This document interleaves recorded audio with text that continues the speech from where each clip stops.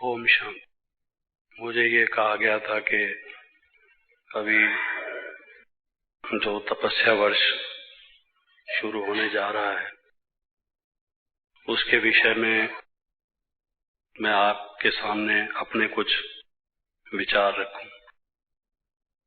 वास्तव में जो ये विषय है तपस्या वर्ष या तपस्यामय जीवन, इसमें जितनी हमारी सारी पढ़ाई है, ज्ञान और योग का जो हमारा अभ्यास है, अध्ययन है, बाबा की जो सारी मुरलियों का सार है, वो सब आ जाता है। तो मैंने जब मुझे इस विषय के लिए कहा गया, जो मंथन किया वो आपके सामने रखूंगा। और मैं ये समझता हूँ कि जिसे हम तीव्र पुरुषार्थ कहते हैं या उड़ती कला का, चढ़ती कला का पुरुषार्थ कहते हैं, कोई भी नाम हम उसे दे दें, उसमें वो सभी बातें आ जाती हैं। क्योंकि अगर हम तपस्वी मूर्त बन जाएं, हमारा जीवन तपस्यामय हो जाए, तो जैसे कहा गया है कि हाथी के पांव के नीचे सबका पांव आ जाता है, तो सभी बातें उसमें शामिल हो जाती हैं। तो जो मंथन मैंने किया उसको मैं आपसे शेयर करूंगा। सबसे पहली बात तो ये है कि हमारे सामने उद्देश्य स्पष्ट होना चाहिए। बाबा ने हमेशा कहा है कि ये ईश्वरीय विश्वविद्यालय है, कोई साधारण सत्संग नहीं है। यहाँ पर हर एक बात का पहले लक्ष्य, उद्देश्य दिया जाता है। जब व्यक्ति के मन में ये बात स्पष्ट हो कि जो कुछ वो करने जा रहा है वो किस लक्ष्य से, तो फिर उसका फोकस, उसका ध्यान वहां रहता है। तो इसलिए ये तपस्या वर्ष जो हम शुरू करने जा रहे हैं, तपस्या का विशेष अभ्यास 14 मास के लिए, उसमें हमारे क्या क्या लक्ष्य विशेष रूप से सामने रहें, उसका पहले मैं आपके सामने वर्णन करूंगा। मेरे ख्याल में 8 मुख्य उद्देश्य हमारे सामने रहने चाहिए। पहला तो ये कि ज्ञान की अनुभूति। हमें ये बताया गया यहाँ पर कि हम ज्योति बिंदु आत्मा हैं, शरीर नहीं है। परमात्मा भी ज्योति बिंदु है, परंतु वो गुणों का सागर है, परम धाम का वासी है।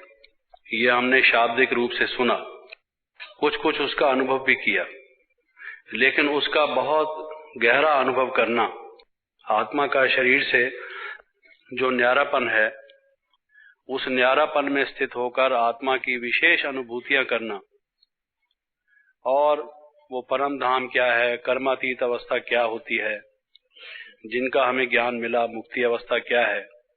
जब मुक्ति अवस्था में या परम धाम में होंगे तब तो वहां की बात ही अलग होगी। लेकिन इस अभ्यासी जीवन में, योगी जीवन में, तपस्वी जीवन में उसका यहाँ अनुभव करना, यही एक विशेष प्राप्तियां हैं। तो पहला उद्देश्य हमारा ये भी रहेगा कि जो ज्ञान हमने सुना, अब उसको अनुभव करें, अनुभव की भी गहराई में जाए। दूसरा ये कि जो बाबा के साथ हम संबंध गाते हैं कि वो माता भी है, पिता भी है, सखा भी है, स्वामी भी है, साथी भी है, सजनी भी है, साजन भी है, हमारा सहायक भी है, गाइड भी है, सदगुरु भी है। ये जिन गुरुओं का भक्ति मार्ग में गायन करते हैं और अब जिनका हमें ज्ञान हुआ, जो हमने संबंध अब बाबा से जोड़े भी हैं, उनका भी अनुभव करना, उसके अनुभव में ही विशेष प्राप्ति है। केवल उसको समझने से, गायन करने से हम वो पूरा जो हर एक बाबा के संबंध से प्राप्ति होनी चाहिए वो नहीं प्राप्त कर सकेंगे। उसका पिता रूप का प्यार क्या है, माता रूप का प्यार क्या है, सखा रूप का क्या है, वो सहायता किस प्रकार से देता है, जिन परिस्थितियों में हम गुजरते हैं, हमें वो तरीका आए और हम बुद्धि का संग उससे जोड़ के वो हमारा साथी बनता है, तो क्या क्या अनुभव जीवन में होते हैं, परिस्थितियां आती हैं तो उनसे कैसे हमें पार करता है, ये अनुभव सब करना। तीसरा, जो शिव बाबा के गुण गाए गए हैं कि वो आनंद का सागर है, प्रेम का सागर है, शांति का सागर है, सर्वशक्तिमान है, इन सब का भी अनुभव करना। वो आनंद क्या होता है, उस आनंद में विभोर हो जाना, डूब जाना, एकदम आनंद ही आनंद, उसकी पराकाष्ठा, उससे सर्वोत्तम प्राप्ति तो कोई है नहीं। और इस संगम जीवन में अतीन्द्रिय सुख और आनंद की प्राप्ति अगर हमने ना की तो बाकी क्या किया, बाकी तो टाइम निकल गया सारा। तो इसलिए वो जो गुणों का गायन हम करते हैं, जो विशेषताएं हम बाबा की बताते हैं, उनमें से भी हर एक का अनुभव करना। और केवल ऐसा नहीं कि कुछ देर के लिए अनुभव करना या उसकी हल्की स्टेज का अनुभव करना, उसका गहराई से अनुभव करना, जितना लूट सको। वो कहते हैं ना, राम नाम की लूट है, लूट सके तो लूट। वो जो आनंद है अब लूट लो जितना लूटना है। शांति का भंडार है, वो शांति क्या होती है भर लो। यही आपकी स्टेज बनेगी, यही आपकी 16 कला संपूर्ण स्टेज बनेगी, जितना आप उससे लूटोगे, जितना प्राप्त करोगे। थोड़ी सी प्राप्ति से हम खुश हो गए कि लोगों से हमारा जीवन अच्छा है, तो फिर हमने पूरी प्राप्ति तो की ना, उसका पता होने के बाद भी।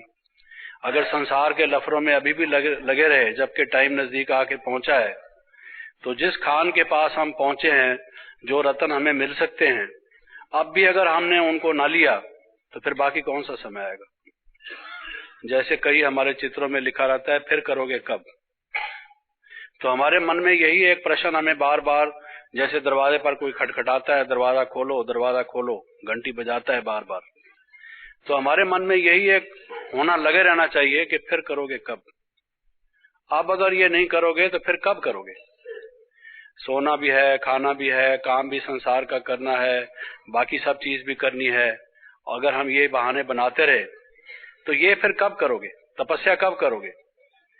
बाबा ने जो हमें स्लोगन दिया है, योगी बनो पवित्र बनो, ये इसी समय के लिए दिया है। अब हमने नहीं किया तो बाबा ने शुरू से ही बताया हुआ है। पहले हम चित्रों के बाद प्रदर्शनी में, शुरू में सब जगह लिखते थे, अब नहीं तो कभी नहीं। अब ये हमारा हल्का जैसे बीच बीच में हो जाता है। तो अब नहीं तो कभी नहीं, अभी हमने तपस्या करनी है। अब पोस्टपोनमेंट का टाइम नहीं है, मुलतवी करने का, इसको स्थगित करने का, बाद में कर लेंगे नहीं। फिर करोगे कब। अपने से बातें करो। बाबा कहते हैं एकांत में बैठ के अपने से बातें करो। जो कई दफा हम कहते हैं समय नहीं, आज ये इससे फारिग होके कल से शुरू करेंगे, नहीं, फिर करोगे कब। कल नाम तो काल का है। तो ये जो अनुभव है आनंद का, शांति का, प्रेम का, उसकी सब शक्तियों का, ये सूक्ष्म अनुभव, ये अब हम करें। तो एक मैंने बताया ज्ञान का अनुभव, दूसरा सब संबंधों का अनुभव, तीसरा उसके सब गुणों का अनुभव, चौथा एकाग्रता की प्राप्ति। भक्ति मार्ग में जो मन भटकता है, कोई व्यक्ति जा रहा है, अब उसका मतलब कुछ नहीं, अपना किसी काम से जा रहा है वहां एंड में, और रास्ते में इधर देखेगा, फिर इधर देखेगा, फिर यहाँ देखेगा, फिर मन भटकन बिना मतलब के इधर उधर। ऐसे ही बातें भी, किसी से बैठेगा कहेगा अच्छा फिर सुनाओ क्या हाल चाल है।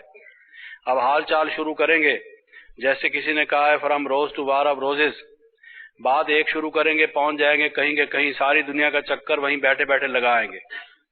तो वो जो मन के भटकन है, मन को जो हमने लूज छोड़ा हुआ है इधर उधर, तो एकाग्रता की शक्ति के बारे में बाबा ने कितना कहा हुआ है कि लेजर रेस की तरह से, एक बहुत तीव्र किरणों की तरह से हम संसार में प्रकाश फैलाएं, शांति और शक्ति की किरणें फैलाएं।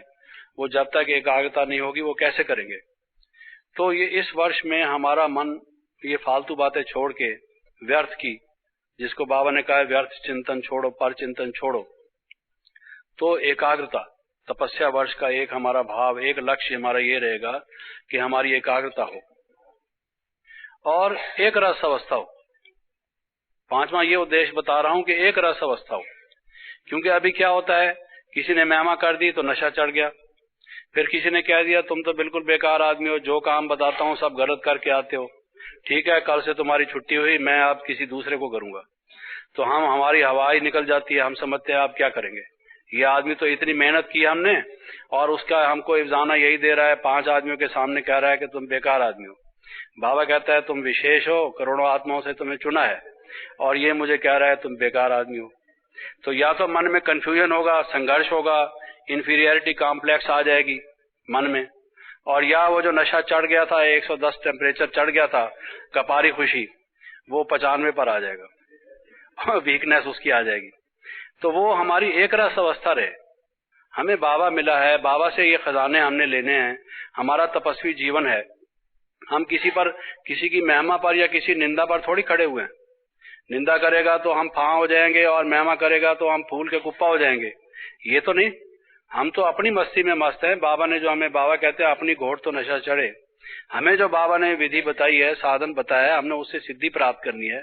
हम अपने जीवन को बना रहे हैं, दूसरे के कहने पर क्यों हम अपना चलते हैं। तो ये जो हमारी अवस्था है, ये तपस्या वर्ष में, ये हम ध्यान रखें कि हमारी एक रस अवस्था हो और संस्कार परिवर्तन हो। कई भाई बहन, कई हम अपने सब खुद, हर कोई इस बात को देखे, कई आदतें हैं कि वो अभी हमारी गई नहीं।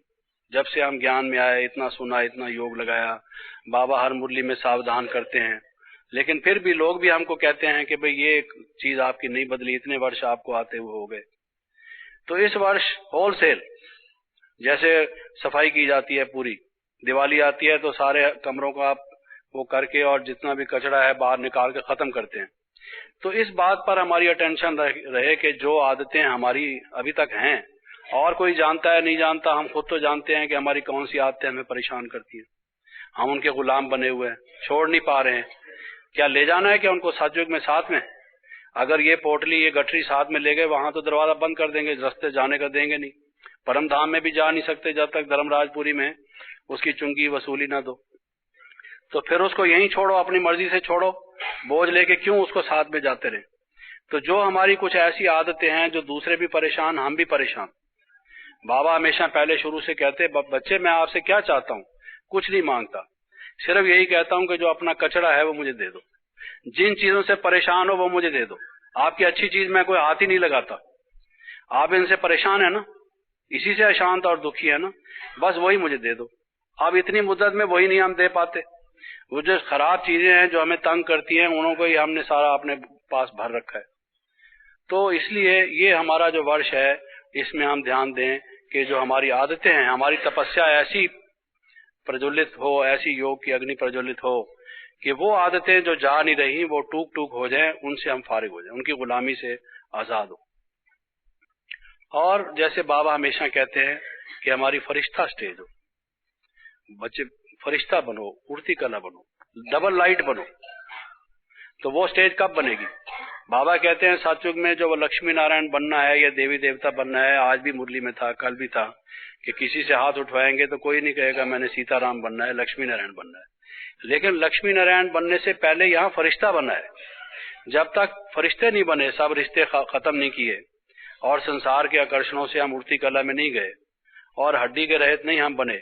हड्डी के रहित का मतलब तो समझते ही हैं आप सब। हमने इतनी सेवा नहीं की कि हड्डी हड्डी हम दे दें और शरीर के भान को भूल जाए। फरिश्ता नहीं जब तक हम बने, तो ऐसे ही मियां मुंह मिट्टू बने कि भाई हम लक्ष्मी नारायण बन जाएंगे, कैसे बन जाएंगे? तो पहले पहले ये हमारी स्टेज है और उस तपस्या वर्ष में हमारा ये भी एक लक्ष्य सामने रहे कि हमने अब फरिश्ता बनना है।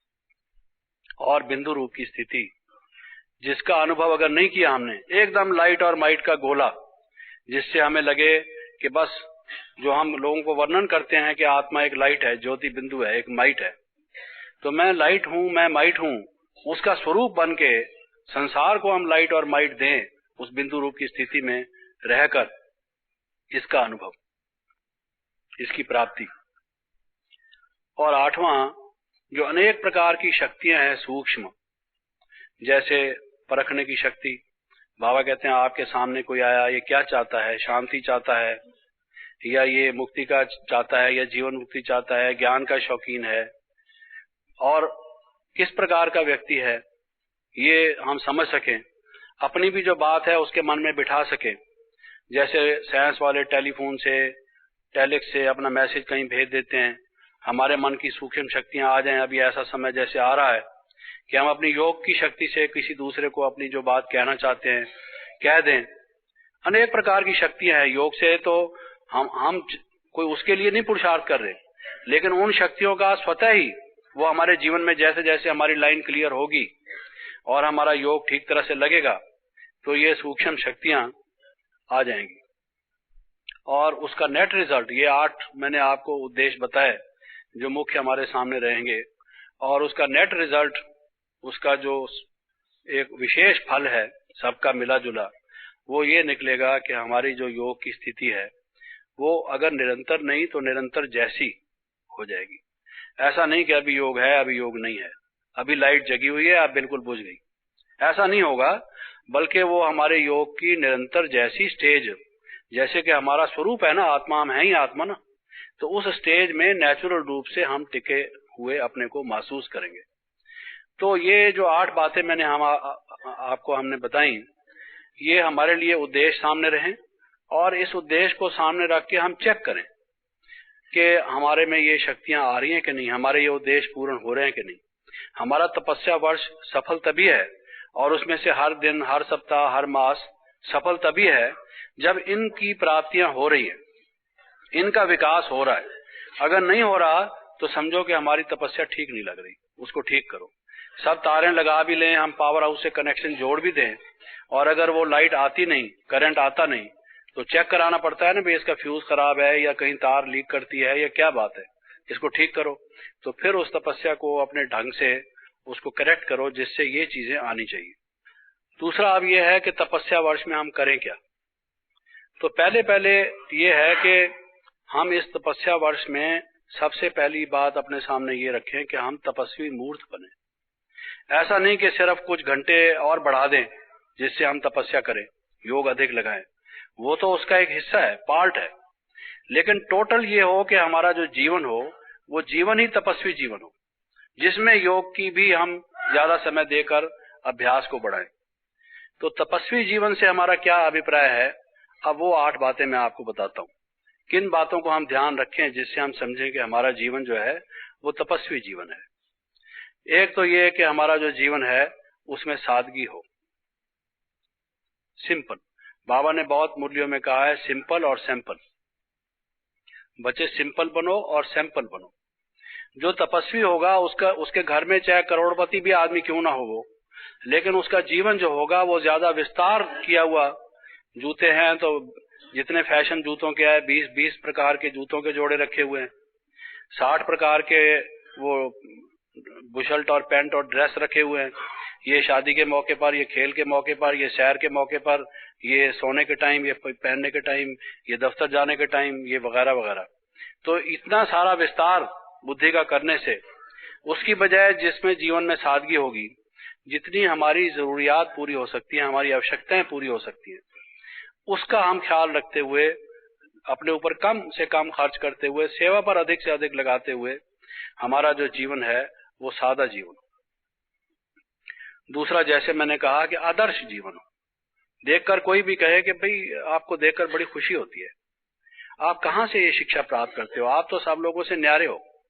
बात क्या है, आप का बोलना, चालना, उठना, बैठना सब लोगों से अलग प्रकार का है, सदा मुस्कुराते रहते हो, प्रेम की दृष्टि से देखते हो, किसी से आपका झगड़ा कभी सुना नहीं, अनबन आपकी होती नहीं, वगैरह वगैरह, आपका व्यवहार इतना मधुर है, सबसे प्रीत निभाते हो।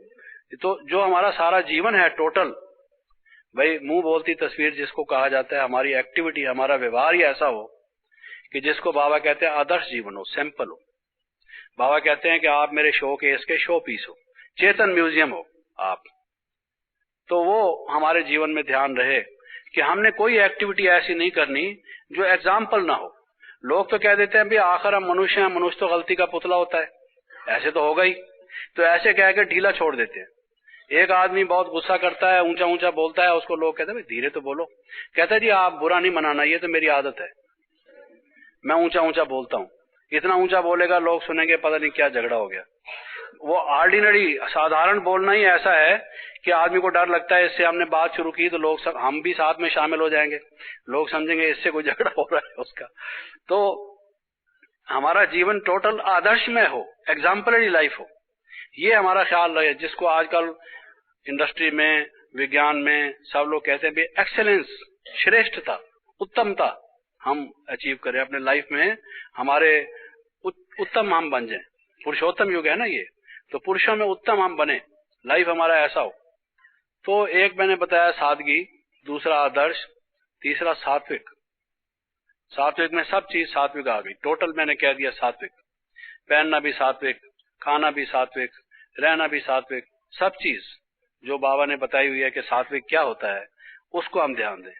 ये अचार, ये मुरब्बे, ये फलानी चीज, ये मिर्च मसाले, ये कचौड़ियाँ और वो सब चीजें जो हम खा के वो उधर से वो क्या नाम है, मसाले से वो जीभ भी जल रही है, स्वाद भी आ रहा है। तो ये कोई सात्विक तो नहीं। जो और हम कहते हैं कि भाई शराब नहीं पीना चाहिए, सिगरेट नहीं पीनी चाहिए, सिनेमा नहीं देखना चाहिए, मुरली में ताबे नावल नहीं पढ़ने चाहिए वगैरह, तो ये सब असात्विक हैं, तामसिक हैं। लेकिन सात्विक भोजन में जहाँ योग से बना हुआ भोजन हो, बाबा की याद में बना हुआ, वहाँ ये भी तो हो कम से कम कि भाई हम फल अधिक खाएं, हल्का भोजन हम खाएं, हमारे भोजन में ये इस किस्म की चीजें जो जिभा के स्वाद के लिए हैं। अगर अभी तक हम किसी न किसी इंद्रिय के वश हैं, उसके साथ हम लटके हुए हैं। ठीक है, कोई चीज किसी को वैद्य बताता है भाई तुम नींबू का अचार लो, तुम्हारा पेट खराब है, वो तो हुई उसकी औषधि। और अगर हम उसको इसलिए सेवन करते हैं भाई हमारे आहार का, हमारे भोजन का एक हिस्सा है, वो भोजन का हिस्सा तो नहीं है। अगर आप उसके आम का अचार, इमली का अचार, बड़ा खट्टा मीठा और इमली का सारा चाट बना के उस पर डालें वगैरह वगैरह, ये तो ठीक है, हमें कोई ऐसा भी नहीं, हम योगी लोग हैं तो राजयोगी हैं, भोजन को हमने ठीक भी बनाना है। ऐसा नहीं कि नमक ज्यादा है तो भी ठीक है, नमक नहीं है तो भी ठीक है, डालना तो ठीक है हमारा हर एक चीज श्रेष्ठता से। लेकिन इंद्रियों के वश होकर, इंद्रियों के स्वाद के गुलाम होकर हम कोई काम करें तो वो भी जैसे कि सात्विकता नहीं है। और अलौकिक जो भी कार्य हम करें, मान लो संसार की कोई किसी भी मौके पर कुछ भी हम करते हैं, तो वो हमारा टोटल, हम ये ख्याल रखें कि संसार से न्यारा ही हो। बाबा ने जो हमें दृष्टि हमारी बदल दी, वृत्ति हमारी बदल दी, ज्ञान हमें दिया, तो हमारे हर एक काम में अलौकिकता हो। और बाबा ने बहुत सी मुरलियों में कहा है कि इच्छाएं, इच्छा मात्रम अविद्या, इच्छाएं हमारी कम हो। ठीक है, इच्छा के बिना तो कोई काम होता नहीं संसार में। एक तो हमारी सात्विक इच्छाएं हो, अलौकिक इच्छाएं हो, पारमार्थिक इच्छाएं हो, जैसे हमने कहा। लौकिक भी कोई हैं तो वो कम से कम हमारी इच्छाएं हो। इच्छाओं से ही संसार में सारा संघर्ष पैदा होता है, अशांति पैदा होती है, और ये जितने हमारी अवस्थाएं खराब होती हैं। इसलिए बाबा ने सार में यही कहा हुआ है कि बच्चे इच्छा मात्रम विद्या, इन इच्छाओं से वो एक बाबा मिल गया तो उसी की खुशी में अब समझो कि हमें सब कुछ मिल गया। नहीं तो फिर वो तृष्णा, आप भया बूढ़ा और तृष्णा भई जवान, वो अगर तृष्णाएं बढ़ती गई तो उसके गुलाम बन जाएंगे। और उसके अलावा हम ये ख्याल रखें कि भाई कम से कम 4 घंटे हमें प्रतिदिन योग में रहना है। इसके अलावा जो हमारा योग हो वो अखंड हो। अखंड का मतलब यह है कि अगर एकदम पूरा बहुत ज्यादा अग्नि हमारी तीव्र ना भी प्रज्वलित हो, ऐसा ना हो कि एकदम बुझ जाए। जैसे कई लोग पुराने आग जगती रखते थे थोड़ी बहुत, तो ऐसा ना हो कि बिल्कुल स्विच ऑफ हो जाए, लाइट जैसे चली जाती है एकदम। तो अगर हमारा 4 घंटे योग रहता है, बाकी समय भी ऐसा ना हो कि एकदम ही योग समाप्त हो जाए। चलो हल्की योग की स्टेज बाबा ने बताया हुआ, सुदर्शन चक्कर बुद्धि में घुमाओ, चलते फिरते उठते बैठते मुझे याद करो, चलो बाबा की याद का कोई गीत सुन लो। अगर योग की वो बीज रूप बिंदु रूप स्टेज नहीं है तो बाबा की मुरली पढ़ लो, वो भी योग है। संसार की बातें तो नहीं सोच रहे, लेकिन हल्के रूप से भी बाबा की याद, मैं आत्मा हूँ और मुझे परम धाम जाना है, अब मैं स्वर्ग में जाने का पुरुषार्थ कर रहा हूँ, इससे बिल्कुल बुद्धि खाली होकर संसारिक बातों में तो न चली जाए एकदम।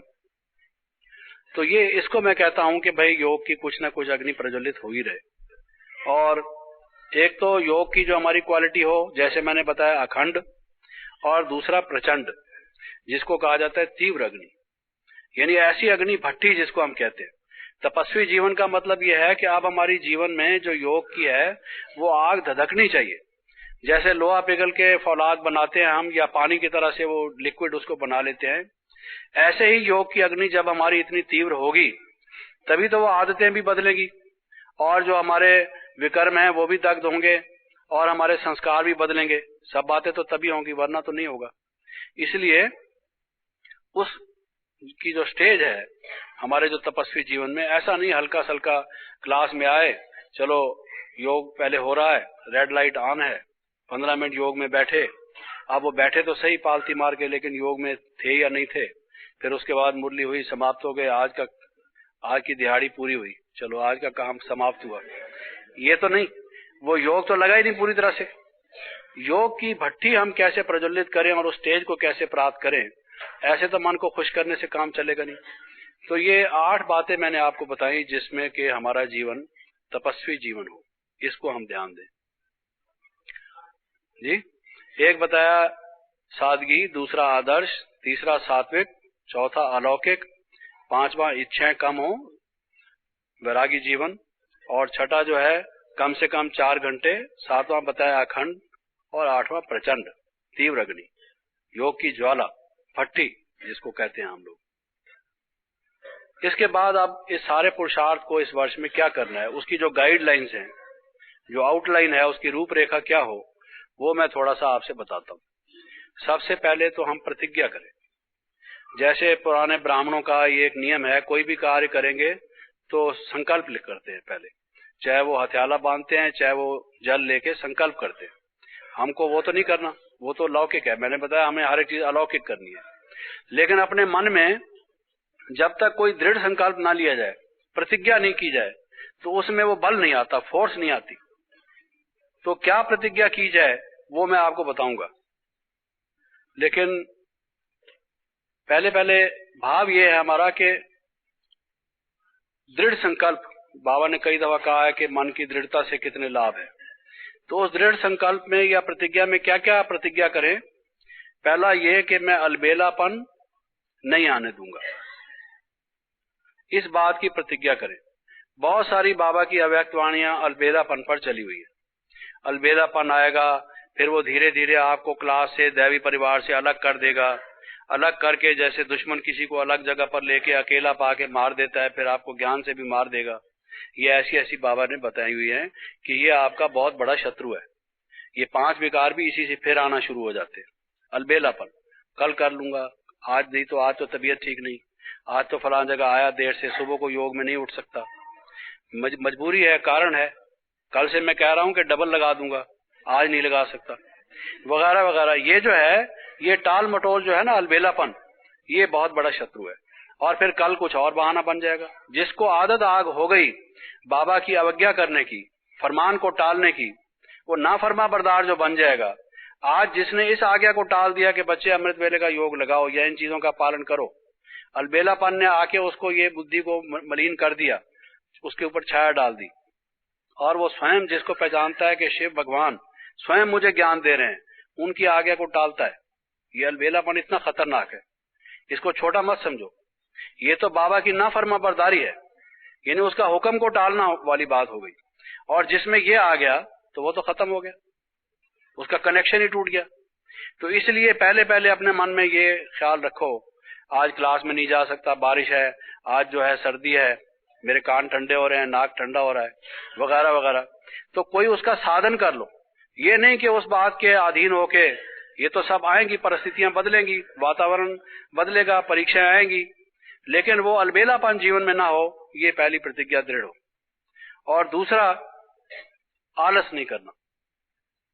योग में बैठते हैं, सुबह को भी योग में बैठते हैं, मान लो अगर उसमें नींद का हल्का सा भी वो है, तो बजाय योग करने के नमाज पढ़ते हैं।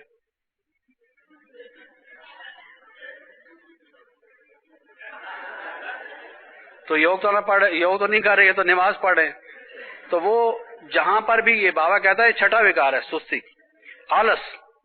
तो अलर्ट होके, एक्टिव होके, जो कमाई का टाइम है, बाबा कहता है you are at war with maya, माया से आपकी लड़ाई है। अब हमारे सिपाही अगर बॉर्डर पर खड़े हुए हैं दुश्मन का सामना करते हुए, गोलियां चल रही हैं और वो सोए पड़े हैं, पहरेदार ही अगर सोए पड़े हों तो क्या नतीजा होगा, आप सोचिए। बैठे हैं योग में, और इस समय बाबा से योग लगा के लाइट और माइट लेके सारे संसार को देनी है, तत्वों को भी बदलना है, हमारी इतनी बड़ी जिम्मेवारी है, और हम झुटके खा रहे हैं। झटका तो नहीं खाते, झुटका खाते, बात एक ही हो गई। तो उसका ध्यान हम दें कि लाइफ में हमारे वो सुस्ती और अलबेलापन ये ना है, ये प्रतिज्ञा दृढ़। और तीसरा, किसी भी प्रकार की अशुद्धि ना आए। कौन सी अशुद्धि? अब मैं आपको 8 प्रकार की अशुद्धि बताता हूं, सारी मुरलियों का सार, जिसमें बाबा ने जो जो कुछ छोड़ने के लिए कहा हुआ है और जो जो कुछ जीवन में धारण करने को कहा हुआ है।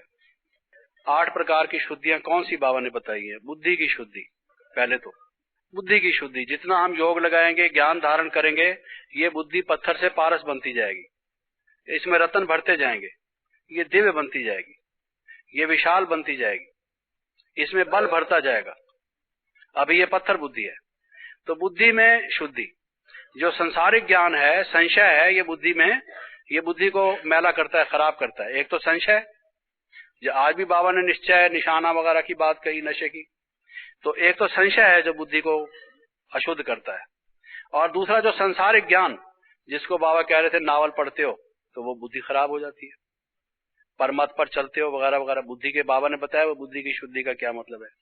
तो एक तो बुद्धि की शुद्धि, दूसरा मन की शुद्धि, उसमें दृष्टि वृत्ति भी आ जाती है, मन की शुद्धि। तीसरा तन की शुद्धि, भाई लैट्रिन में जाते हो उसके बाद स्नान करो, वस्त्र जो है स्वच्छ पहनो, अपना बिस्तरा, अपने सारा जो रहने करने की जगह है वो साफ सुथरी हो। तपस्वी जीवन है तो उसका वातावरण कैसा हो। भोजन की शुद्धि चौथा। पांचवा अध्ययन की शुद्धि, कोई ऐसी चीज ना पढ़ो जिससे मन भ्रमित हो, और उसमें नावल की बात आज जैसे बाबा कह रहे थे, जो हमारा अध्ययन है उसकी शुद्धि। और छठा संग की शुद्धि, कुसंग ना करो, संग की शुद्धि। सातवां धन की शुद्धि, अपनी कमाई अच्छी होनी चाहिए, गलत कमाई से वो भी पाप है। किसी को लूट खसूट के, किसी को एक्सप्लॉइट करके, किसी का शोषण करके, किसी से गलत काम से पैसे लेके अगर हम उसका भोजन बनाएंगे, वही हमारे शरीर में जाएगा, वही हमारा मन उधेड़ बुन में लगा रहेगा, तो शुद्ध कब होंगे, फिर कब तपस्या करेंगे। और आठवां वातावरण, जो आवास निवास है हमारा, टोटल जो एनवायरनमेंट है, जहां हम बैठते उठते जो कुछ भी करते हैं, हमारा घर कैसा होना चाहिए, हमारी बैठक कैसी हो, हमारे ऑफिस का कमरा कैसा हो, जहां हम करते हैं, हमारे चित्र कौन से हों, उसकी टोटल, लोग कोई आके देखे कहे ये तो जैसे आश्रम लगता है, अरे भाई आप तो एक योगी जैसे रहते हो। टोटल हमारा जो वो है वो भी शुद्ध हो, उसमें कोई ऐसी चीज ना हो जो अशुद्ध बात को याद दिलाए, सब शुद्धि की तरफ ले जाने वाली चीजें हो। स्लोगन हो तो कोई अच्छा सा स्लोगन हो, कोई बाबा की अच्छी सी बात लिखी हुई हो, लक्ष्मी नारायण का चित्र लगा हुआ हो जो हमारे लक्ष्य को याद दिलाए, इत्यादि इत्यादि। टोटल जो वहां का वातावरण हो साफ और सुथरा, शुद्ध। तो ये 8 प्रकार की शुद्धि मैंने आपको बताई। तो ये प्रतिज्ञाओं में शामिल है। मैंने आपको अब तक 3 प्रतिज्ञा बताई। पहला ये कि अलबेलापन नहीं आने दूंगा, दूसरा ये कि आलस नहीं आने दूंगा, तीसरा ये कि अशुद्धि नहीं आने दूंगा। उस अशुद्धि में मैंने आपको 8 बातें बताई। तो ये प्रतिज्ञा की 3 बातें हो गई। अब चौथी प्रतिज्ञा। चौथी प्रतिज्ञा ये है कि अभिमान नहीं आने दूंगा। कई दफा क्या होता है, आपका योग अच्छा लगने लगा, अब मन एकाग्र होने लगा, अब आपको योग की शक्तियां कुछ आ गई, आनंद में आप रहने शुरू हो गए, आपको टचिंग अच्छी होनी शुरू हो गई, अभिमान आ जाएगा कि अब मैं बहुत बड़ा योगी हो गया, बहुत महारथी हो गया। दूसरों से बात करोगे, इसको तो पता ही कुछ नहीं, ये तो अभी बिगिनर है, स्टार्टर है। तो वो उसके प्रति ये जो भावना है, तो ये जिसको सिद्धि प्राप्त हो, जो योग में स्थित हो, उसके नम्रता उसमें और अधिक है। भाई मैं निमित्त हूं, ये तो बाबा ने दिया है, माला माल किया है, उसकी कमाल है। देने वाला तो दाता वो है, मेरी अपनी चीज तो कुछ भी नहीं, उसकी दी हुई है, सारा खजाना उसका है। तो चौथी प्रतिज्ञा ये करना कि अभिमान नहीं आने दूंगा।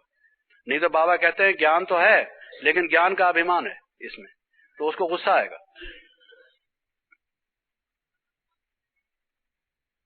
पांचवा ये कि योग की अग्नि को एकदम बुझने नहीं दूंगा, कुछ भी हो जाए, हल्का सल्का योग मेरा जरूर रहेगा, चाहे कुछ भी हो। जब लोग यज्ञ करते हैं, अग्नि पर जो हवा आए कुछ आए, लेकिन वो समझते हैं हमारा यज्ञ जो है वो खंडन हो जाएगा अगर अग्नि एकदम ही बुझ गई। उसमें घी डालेंगे, सामग्री डालेंगे, हवा से बचाएंगे, कुछ भी करेंगे, उसको चारों तरफ से ढकेंगे, जो कुछ भी करें, लेकिन अग्नि को, योग अग्नि को एकदम बुझने नहीं दूंगा। और छठा, हिम्मत नहीं हारूंगा। कई दफा क्या होता है, कोई आदत मिट नहीं रही, 1-2 महीना तपस्या की और लगता है कि भाई मेरा क्रोध तो जा नहीं रहा, संस्कार मेरा बदल तो रहा नहीं, चिड़चिड़ापन तो फिर भी रहता है, बोल तो गलत देता हूं मैं, तो मन निराश होगा, छोड़ो जी छोड़ो, मेरे पास का नहीं है योग, उसकी हिम्मत हार जाएगा। तो मैं हिम्मत नहीं हारूंगा। हिम्मत है मर्दा, मदद है बाप, बाबा ने कहा हुआ 1 कदम आप बढ़ो, 7 कदम मैं तुम्हारी तरफ बढ़ूंगा, 100 कदम बढ़ूंगा, मदद दूंगा। तो अपने में आत्मविश्वास नहीं खोना, कॉन्फिडेंस लूज नहीं करना, करते चलो, करते की विद्या है। हिम्मत मत हारो, एक दिन आपकी विजय होगी। छोड़ मत दो पुरुषार्थ को ये समझ कर के प्राप्त नहीं हो रहा। ऐसा नहीं है, कभी भी कोई एक्शन वेस्ट जाता नहीं है पूरी तरह से। जो आप कर रहे हो वो धीरे धीरे वो आपका सफल होगा। एक दिन ऐसा आएगा जो आपको लगेगा कि वो रंग में निखार आ गया। तो ये कि मैं अपने में निराशा नहीं आने दूंगा, हिम्मत हारूंगा नहीं, आत्मविश्वास को गंवाऊंगा नहीं, असमर्थता को महसूस नहीं करूंगा। समर्थ मेरे साथ है, बाबा मेरे साथ है। बाबा ने कहा है मैं तुम्हारी मदद करूंगा, मेरा सदगुरु समर्थ है, मैं ना सही, वो मेरा बेड़ा पार करेगा। जैसे बाबा ने आज भी कहा, खुश होकर उनको कहो कि बाबा ने हमें कहा है कि तुम्हें पलकों पर बिठा के ले चलूंगा। भगवान का वचन सत्य है, वो गलत नहीं हो सकता। मैं कैसा भी एक समझो कि निकम्मे से निकम्मा, निकृष्ट से निकृष्ट विद्यार्थी सही, लेकिन मेरा गुरु कामिल है, मुकम्मल है, परफेक्ट। वो मुझे ऐसे तरीके से पढ़ाएगा मैं फेल हो ही नहीं सकता, पास होके दिखाऊंगा। जब उसने वादा किया हुआ तो मैं काहे को हिम्मत हारता हूं। तो ये अपने में कॉन्फिडेंस लूज नहीं करना। और 7वीं प्रतिज्ञा ये कि मैं आदतों को बदल के रहूंगा। कई दफा आदमी कहता है अरे भाई ये आदत तो छूटी नहीं, मरने का टाइम नजदीक आके पहुंचा, और ये आदत तो मेरे साथ ही कब्र में जाएगी या शमशान में जाएगी। लेकिन मैं छोड़ के रहूंगा इस आदत को, इससे मुक्ति प्राप्त करूंगा ही। जब कोई व्यक्ति कमर कस लेता है किसी बात के लिए, एक दृढ़ हो जाता है, प्रतिज्ञा करता है कि अच्छा ठीक है ये नहीं जाती, कैसे नहीं जाती मैं देखूंगा। एक पत्थर नहीं टूटता, एक आदमी कहता है भाई मेरे पास का नहीं, दूसरा कहता है जी ये बहुत सख्त पत्थर है, काहे को टाइम वेस्ट करते हो, तीसरा कहता है क्या बात करते हो, लाओ मेरे को दो हथौड़ा, टूटेगा कैसे नहीं। उनका मन पहले टूट जाता है, पत्थर टूटता नहीं। और जो तोड़ने वाला होता है वो कहता है कैसे नहीं टूटता, लाओ मुझे हथौड़ा दो, वो टलता ही नहीं जब तक उसको न तोड़े। तो ये जब हमारे मन में दृढ़ता नहीं आएगी कि हम इसको करके ही छोड़ेंगे, मर मिटेंगे इसके लिए, धर्त पड़िए धर्म न छोड़िए, हमारा शरीर नष्ट हो जाए लेकिन हम इसको खत्म करके रहेंगे। हमने भी एक प्रतिज्ञा कर रखी है, टलने वाले हम भी नहीं। सिर फेरे नौजवान जिसको कहते हैं वो उस तरह के सिर फेरे, हम तो सिर वाले जिसको बाबा ने बुद्धि दी है, करके रहेंगे इसको। तो ये हमारे मन में संकल्प हो। और 8वां, अपनी उन्नति पर ध्यान दूंगा। ये नहीं फलाना भी तो नहीं बदला, इसको 40 वर्ष हो गए, 30 वर्ष आते हुए हो गए, क्रोध तो इसमें भी है, इसमें देख लो, इसमें लोभ भी है। ये भी सुबह को योग कहाँ से ठीक लगाता है, कभी लगाता है कभी नहीं लगाता। और मुझे तो 2 वर्ष हुए, मैंने ना लगाया तो क्या हुआ। ये गलत तरीका है। मैं अपनी उन्नति करके रहूंगा। अपने ऊपर ध्यान दो, वो नहीं करता वो आपके लिए आदर्श है क्या। बाबा कहता है फॉलो फादर, आप उसको फॉलो करने लग गए जो निकृष्ट स्टूडेंट है, जो एक लोअर स्टूडेंट है उसको फॉलो करते हो, उसके फॉलोअर बनते हो। फॉलोअर हमेशा अपने से ऊंचे व्यक्ति का होता है या जो अपने से पीछे का व्यक्ति हो, जिसमें खुद ही आप कह रहे हो कि ये गुण नहीं है, उसको फॉलो कर रहे हो। तो वो क्या होगा, जो गिरेगा, जो आदमी गिर रहा है उसको देख के आप भी गिरोगे। ऐसा होता है कभी, गिरते को देख के सावधान होते हैं कि कहीं हम ना गिर जाएं, या कहते हैं ये गिर रहा है तो लाओ भाई हम भी गिरते हैं। ये अक्लमंदों का काम है, आप सोचिए। तो ये 8 प्रकार की प्रतिज्ञा मैंने आपको बताई। ये प्रतिज्ञा हम करके चलें, ये हथियाला बांधेंगे, दृढ़ संकल्प लें, उसके बाद हम तपस्वी वर्ष में, तपस्वी जीवन में प्रवेश करें। तो अब उसमें क्या करें, जो बाकी सारा पुरुषार्थ है वो मैं आपको बताता हूं। उसमें एक तो एकाग्रता का अभ्यास, एकाग्रता का अभ्यास, कंसंट्रेशन। अब एकाग्रता का अभ्यास कैसे करें, उसके लिए 8 बातें बताता हूं। आप कहेंगे 8 ही 8 बातें बता रहे हैं, क्योंकि मैं चाहता हूं कि आप अष्ट देवताओं में आ जाएं, इसलिए 8 ही 8 सब बता रहा हूं। तो एकाग्रता कैसे होगी, पहले तो एक की लगन, एक की लगन, एक की लगन, एक शिव बाबा की लगन। जब किसी व्यक्ति के जीवन में अनेक तरफ मन क्यों दौड़ता है, जब अनेक तरफ उसकी इच्छाएं होती है, अनेक लगन होती है। जब लगन ही एक होगी तो फिर वो एक एकाग्रता होगी ही होगी, स्वाभाविक बात है। जैसे वो दिखाते हैं कि भाई उसने मछली की, मछली के तो बहुत सारे हिस्से होते हैं शरीर के, लेकिन मछली की आंख की भी पुतली की तरफ जब उसने ध्यान दिया, एकाग्रता की, तब जब तीर छोड़ा तो जाके वहां लगा, तो विजय हो गई। और द्रौपदी का स्वयंवर हो गया। द्रौपदी का क्या मतलब है, द्रौपदी माना द्रुपदी, ध्रुपद यानी जिसका पद अटल है, अचल अवस्था। तो उसने अचल अवस्था को प्राप्त किया, अचल अवस्था को वर्ण किया, स्वयं उस वर को प्राप्त किया, ये है स्वयंवर हो गया एकाग्रता से। वो है सारा कहने का तरीका, लेकिन उन्होंने उसको एक वो द्रौपदी को नारी बना दिया, उसको अर्जुन को पुरुष बना दिया, एक वो मछली बना दी, मछली की भी आंख बना दी, आंख की भी पुतली बना दी और उसमें तीर लगा दिया। लेकिन वो थोड़ी सी हल्की सी, उसका सार यही है कि भाई वो एक बिंदु, क्योंकि आंख की पुतली में तो एक बिंदु ही है ना, तारा ही चमकता है ना एक, उस पर हमारा मन एकाग्र रहे, एक को हमने प्राप्त करना है, एक तरफ ध्यान हो, लगन। तो एक लगन होगी तो एकाग्रता आएगी। दूसरा, एक ही का मनन चिंतन, चलते फिरते उठते बैठते मैं बाबा का हो गया, बाबा मेरा हो गया, ये कितना कमाल बाबा आपने कर दिया, बाबा आपने तो माला माल कर दिया, बाबा आपने हमें ये अलौकिक जीवन दिया, हम तो निहाल हो गए। बस ये मनन चिंतन, ये चंद्रशेखर ने ये किया, वीपी सिंह ने ये किया, राजीव गांधी ने ये किया, अगर इसमें करोगे तो मन की एकाग्रता कैसे होगी? जस्ट फॉर इंफॉर्मेशन सेक एक दूसरी बात है, लेकिन अगर सारा दिन यही चर्चा करोगे, यही सोचोगे और फिर बैठोगे एकाग्रता करने, तो पहले तो वीपी सिंह और चंद्रशेखर ही आएंगे, शिव बाबा तो बाद में आएंगे। वो कहां से आएंगे? और यही आएगा कि उनका मंत्रिमंडल कितने दिन चलेगा, कितने दिन नहीं चलेगा। अब आपको क्या चिंता है? आपने कोई नया प्रधानमंत्री तो बनना नहीं, आप काहे को इस चक्कर में जाते हो? तो इसलिए वो अपने ध्यान में अगर एक का मनन चिंतन होगा तभी वो मन एकाग्र होगा।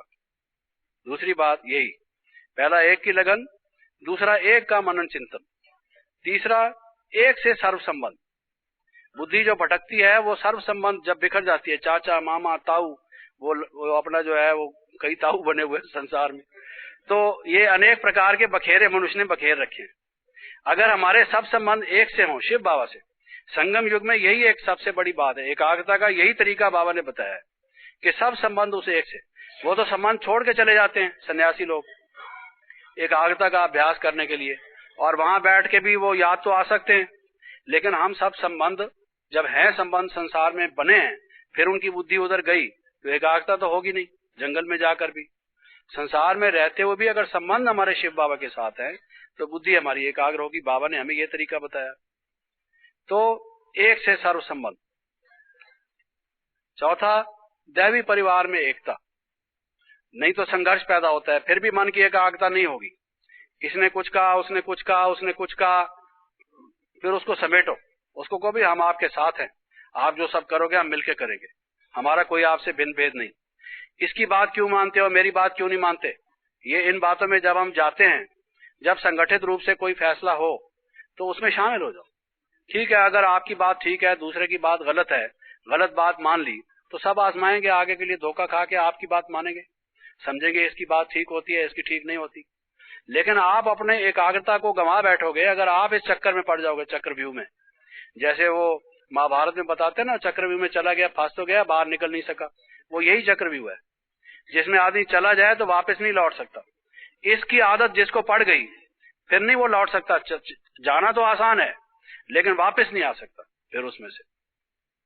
तो इसलिए दैवी परिवार में भी एकता, खीर खंड होके, जिसको बाबा मुरलियों में कहते हैं बच्चे सबसे खीर खंड होके चलो, लून पानी होके नहीं। और पांचवा, एक के मत पर चलो, नहीं तो कंफ्यूजन होगा।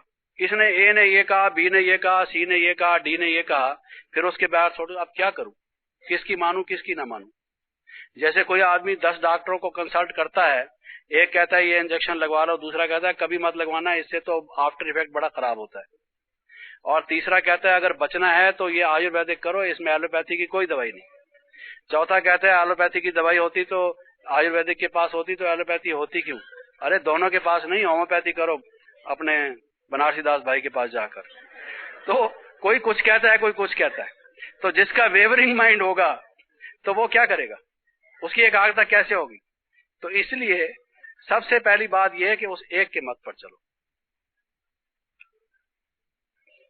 जिसको बाबा ने श्रीमत कहा है। और छठवां, एक के प्रति समर्पण भाव।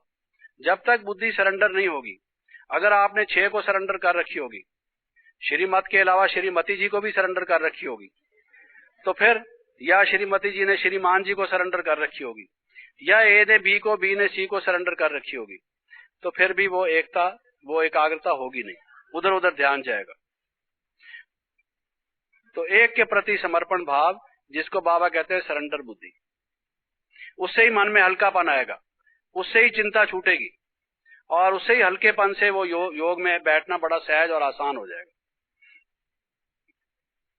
एक कोई भारी शरीर वाला हो, जिसका ओवरवेट आदमी, उसको आप कहो कि उठो और बैठो 100 दफा, वो तो मर जाएगा वहीं पर ही, ढेर हो जाएगा बेचारा, क्या करेगा। तो जिसने इतना वजन पहले उठा रखा है अपने पेट में और शरीर में, वो बेचारा क्या उठे बैठेगा। तो हमने भी अगर चिंताओं का, ये कोई मन पर हल्का कम वजन थोड़ी होता है चिंताओं का, है तो सूक्ष्म, लेकिन बोझ कितना होता है, हार्ट अटैक हो जाता है, लोग मर जाते हैं चिंताओं से घुल घुल के। तो हम इन चीजों से फारिग होंगे, वो कैसे होगा, जब तक हम सरेंडर बुद्धि होंगे नहीं, और जब तक नहीं होंगे तो फिर हमारा एकाग्र कैसे होगा मन। और सातवां, एक बल एक भरोसा, एक बल एक भरोसा। और आठवां, जिसको बाबा कहते हैं व्यर्थ चिंतन और पर चिंतन को छोड़ना, क्योंकि इसको बाबा ने कहा हुआ है ये लीकेज है, इसमें एनर्जी वेस्ट जाती है, टाइम भी वेस्ट। तो निष्प्रयोजन, बिना मतलब के इधर उधर झांकना, इधर उधर देखना, इधर उधर दूसरों की बातों में पढ़ना, उनकी जानकारी रखने की कोशिश करना, उनमें क्या खराबी है उस बात की तरफ अपना ध्यान देना, ये सब करोगे तो मन की एकाग्रता तो होगी नहीं, मन में तो कचरा भर जाएगा। वो जब तक सब निकलेगा नहीं तो योग लगेगा कैसे, फिर तपस्वी जीवन बनेगा कैसे, फिर तपस्या वर्ष तो वैसे ही गुजर जाएगा जैसे और सब वर्ष गुजर गए। तो इसलिए इन चीजों की तरफ ध्यान दो, और ये एकाग्रता का मैंने कहा अभ्यास करो। एक चीज आपको ये बताई, तो उस एकाग्रता में ये 8 बातें बताई जो एकाग्रता में सहायक है। अब उसके बाद एकांत, इस पर भी बाबा ने बहुत कहा हुआ है, बच्चे एकांतवासी बनो, एकांत का रस जीवन में आना चाहिए, एकांत का अभ्यास करो। तो आत्मा अकेली आई थी, आत्मा ने अकेले जाना है, ये मन में भाव रहे।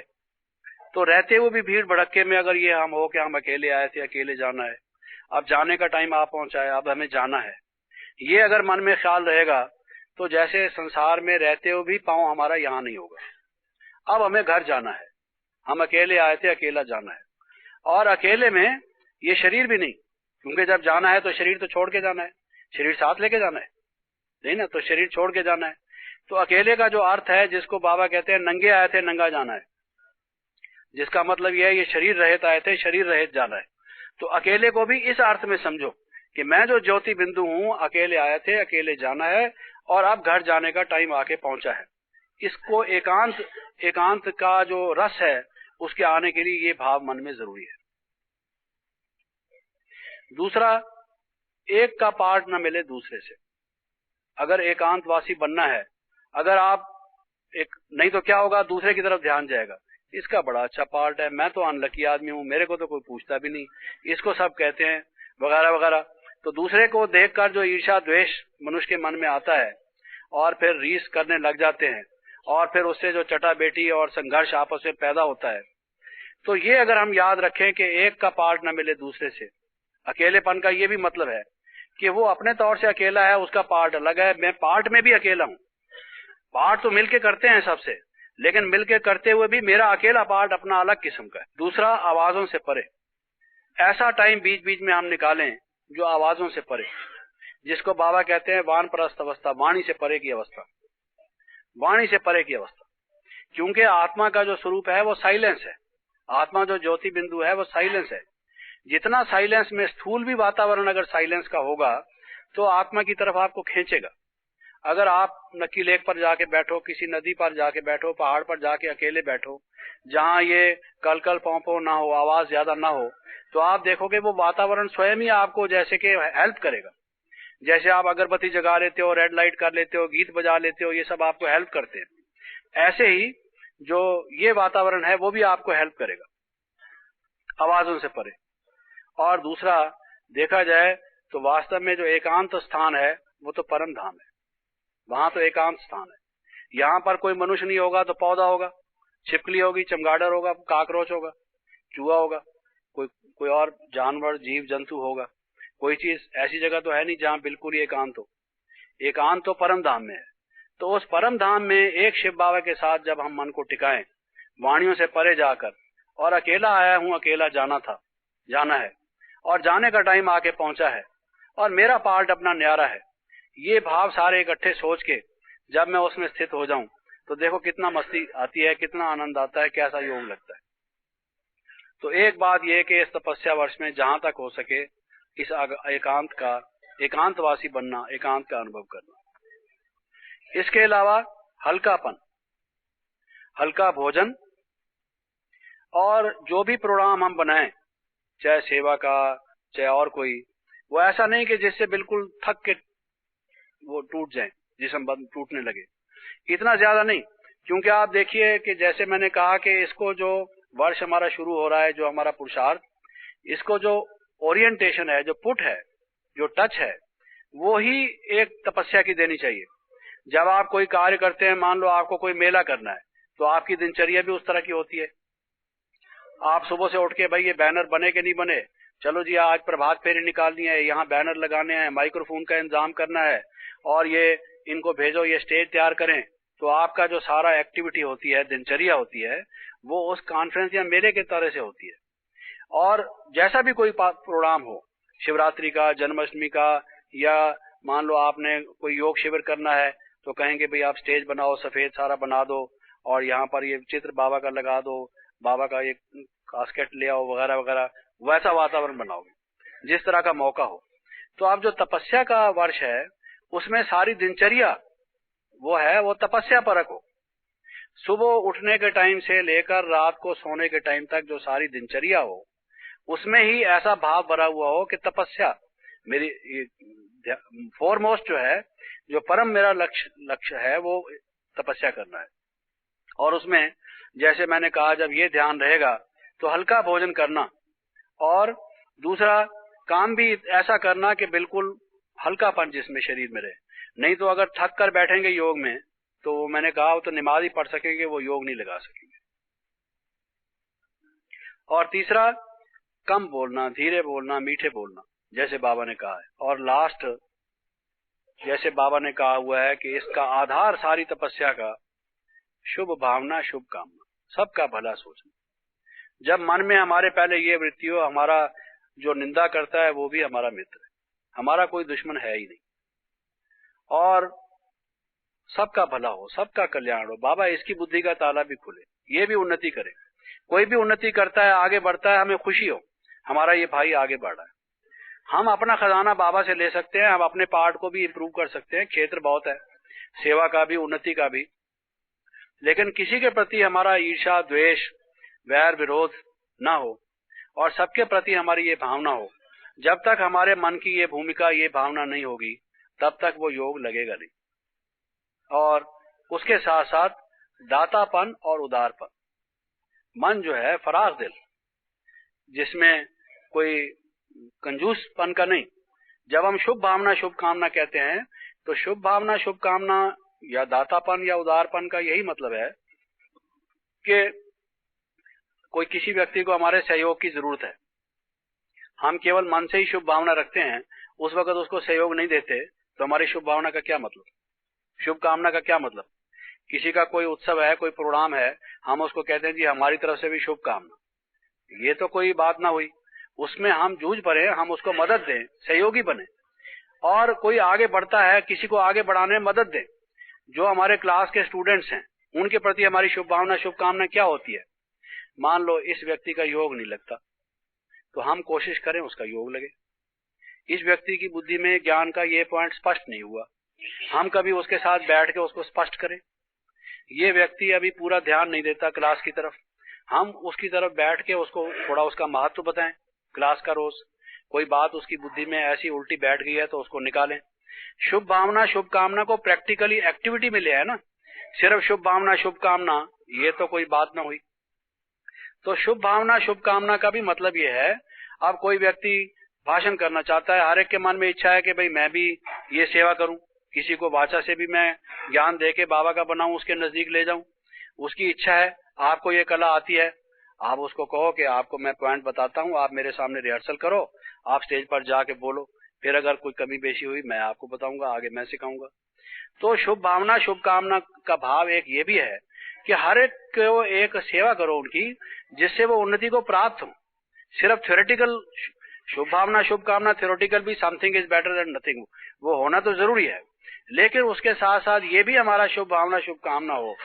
जब हमने संसार में सबकी सेवा ही करनी है तो ये भी उन्नति करके हर एक को पांव पर खड़ा करें, हर कोई तीव्र पुरुषार्थ करके बाबा के नजदीक पहुंचे और बाबा से ये सब प्राप्ति करे, इसका हम करें। अब अभ्यास किस रीत से करें? जी जी नहीं, धन का सहयोग देखना पड़ता है।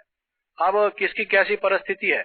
अब देखिए, कोई व्यक्ति ऐसा है कि उसके कोई घर, मान लो अपने कोई दैवी परिवार का भाई बहन है, उसके घर में कोई पैसे अधिक है नहीं, डॉक्टर कहता है ये जो इंजेक्शन है ये ले आओ, कीमती इंजेक्शन है। अब वो हमसे अपेक्षा करता है कि भाई हमारे पास कोई नहीं है पैसे, हमें 100-200 रुपए दे दो। हमने उसको देकर उसकी जान बचा दी, तो ये कोई हर्ज की बात नहीं। और अगर कोई कहता है कि बिजनेस में मुझे 10,000 रुपए चाहिए, आप मुझे सहयोग दे दो, तो बाबा कहता है इन चक्करों में आप मत पड़ो, क्योंकि क्या है, उसका बिजनेस उसको करने दो। फिर कल को अगर उसने 10,000 रुपए ना दिए, आपका योग लगेगा नहीं, आप ये कहोगे कैसा, ये तो ब्रह्मा कुमार था भाई, मैंने इस पर विश्वास कर लिया और ये 10,000 रुपए नहीं देता। जब वो क्लास में आके बैठेगा, आपको शिव बाबा दिखाई नहीं देगा, वही आदमी दिखाई देगा। तो वो सहयोग आपने क्या दिया, योग ही अपना खत्म कर दिया। योग ही नहीं रहा तो सहयोग का क्या फायदा, आप ये बताओ।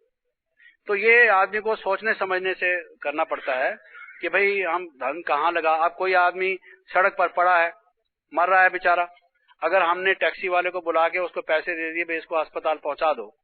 किसी को आजकल साथ में ले जाना भी खतरनाक है, पुलिस वाले हमारा नाम लिख लेंगे, कहेंगे तुमने तो नहीं मारा कहीं इसको, हमारी भी इंक्वायरी 10-5 पेशियां हो जाएगी। लेकिन हमारी भावना तो शुद्ध है, चलो हम किसी टैक्सी वाले को, या और कोई जा सकता है, हम उसको कहते हैं भैया इसको ले जाओ, बेचारा बच जाए। अगर हमने 10-20 रुपए दे दिए तो कोई ऐसी बात नहीं है। तो सहयोग को भी देखना पड़ता है।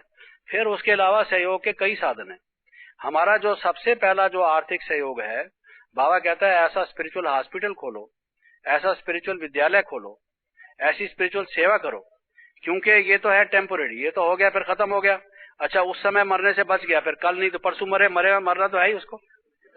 तो वो आपने कोई अविनाशी सर्विस तो की नहीं, वो पैसा खर्च किया, चलो एक मजबूरी से वक्त पर करना पड़ता है।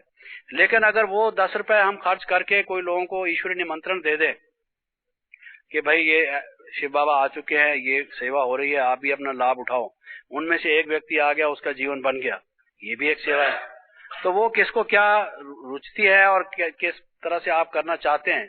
अब कोई आदमी इन्वेस्टमेंट करता है, उसकी इन्वेस्टमेंट भी बनी रहती है और उसको ब्याज भी आता रहता है, कमाई भी होती रहती है, तो उसको खर्च करने का भी एक तरीका है।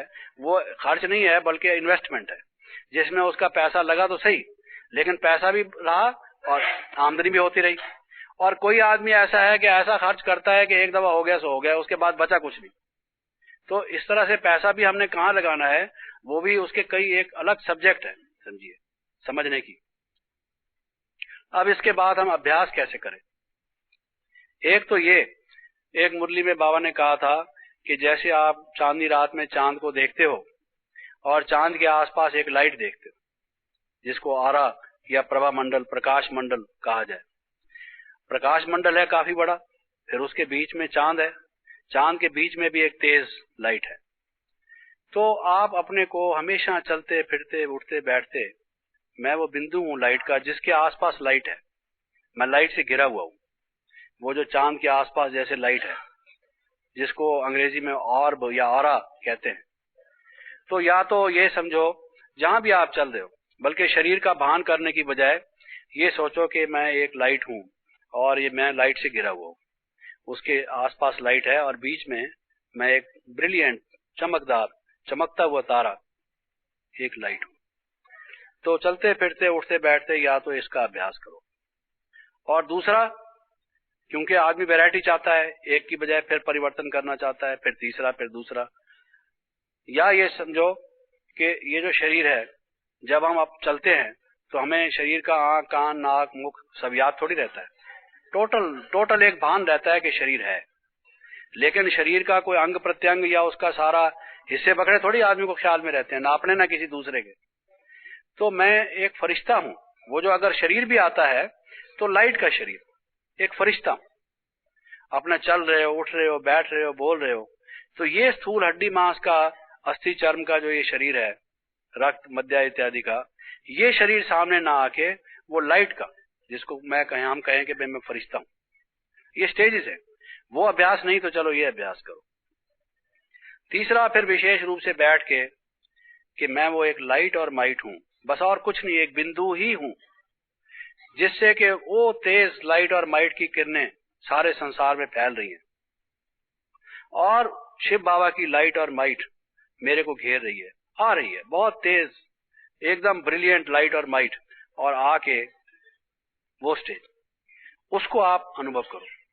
तो इन 3 स्टेजेस को, कभी एक को, कभी दूसरे को, कभी तीसरे को, और जिनके साथ आप देखते हो, अभी जो आपको उनके स्थूल शरीर दिखाई देते हैं, जैसे मैंने अपने शरीर के बारे में कहा भाई लाइट देखो, अभी हमारे ये 2 नेत्र खुले हुए हैं, तीसरा नेत्र बंद रहता है, इसलिए है वो भी लाइट। आपका जैसे जैसे अभ्यास होगा आपको लाइट के दिखाई देंगे। वो तीसरा नेत्र बंद होने के कारण से अभी आपको वो भी हड्डी मांस के ही दिखाई देते हैं। अब उससे ऊपर जाओ, उनको भी वो लाइट का देखो, ये सब लाइट के हैं, असल में है तो लाइट के ना, लेकिन वो हमारा नेत्र बंद हो जाने की वजह से, ज्ञान नेत्र ना होने की वजह से हमें अब तक ऐसा ही अभ्यास पड़ गया, यही दिखाई देते। तो अब आप ये अभ्यास करो, चलते फिरते उठते बैठते, ये भी लाइट है, ये भी लाइट है, ये भी लाइट है, ये भी लाइट है, उनका लाइट का देखने का। फिर वो शरीर आएगा स्थूल, फिर उसको भूल के लाइट का सोचो, फिर उसको लाइट का सोचो। तो आपको इस तपस्या वर्ष में ऐसा हो जाएगा कि आप चलोगे तो आपको ऐसा लगेगा मैं लाइट का फरिश्ता चल रहा हूं। और ये सब भी आत्माएं तो अलग अलग हैं, ठीक है, हर एक की लाइट की स्टेज अलग तो होगी नहीं, कोई तेज लाइट वाला होगा, कोई हल्की लाइट वाला होगा, कोई एक राख के रंग का होगा, कोई एक तवे के उल्टे साइड के काले रंग वाला भी होगा, लेकिन रंग वाला तो एक लाइट तो होगा, लाइट तो है ना सब। तो वो आपको जो है, ये अभ्यास हमारा पड़ जाए, तीसरा नेत्र हमारा खुला रहे, दिव्य चक्षु जो हमें बाबा ने दिया है, दिव्य बुद्धि के अलावा, कि मैं लाइट हूं, मैं माइट हूं, मैं लाइट हूं, मैं माइट हूं, मैं एक लाइट हूं, मैं एक माइट हूं। बाबा ने पहले क्या ये कहा था, कोई एक लाइट थी, कोई एक माइट थी। जब बाबा को पहला साक्षात्कार हुआ, कमरे में सारा वो गोल्डन रेड लाइट हो गई, तो बाबा ने क्या कहा, वो कौन था, एक लाइट थी, एक माइट थी, और वो कहता था कि तुम्हें एक नई सृष्टि बनानी है। एक लाइट थी, एक माइट थी, और वो कहता था तुम्हें एक नई सृष्टि बनानी है, लेकिन उसने ये तो बताया नहीं कि वो सृष्टि कैसे बनानी है। बाबा की बात कितनी अच्छी लगती है सुनकर, स्टोरी लाइक है। तो हम भी, वो एक लाइट है, एक माइट है, मैं भी एक लाइट हूं और एक माइट हूं, ये 2 बातों की स्मृति में हम नहीं रह सकते। मैं एक लाइट हूं और एक माइट हूं। बाबा कहते हैं आपका आदि स्वरूप और आपका अनादि स्वरूप है तो यही ना, लाइट और माइट। तो मैं एक लाइट हूं, मैं एक माइट हूं, मैं एक फरिश्ता हूं, ये एक सार भी अगर हमारी बुद्धि में रहे, ये ना भूले मन से, इस लगन में हम टिके रहें।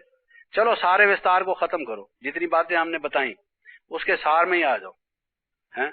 जैसे वो सिंप्लीफाई करते हैं ना अरिथमेटिक के क्वेश्चन में, पहले ब्रैकेट्स और वो कई चीजें होती है, बड़ी ब्रैकेट, छोटी ब्रैकेट, बीच वाली ब्रैकेट होती है ना सब, आखिर में सिंपल में अर्थ क्या आता है, 0, सिंप्लीफाई करने से। तो ये याद रखो, तो इससे जो है वो अपनी तपस्या वर्ष सफल हो जाएगा। ओम शांति।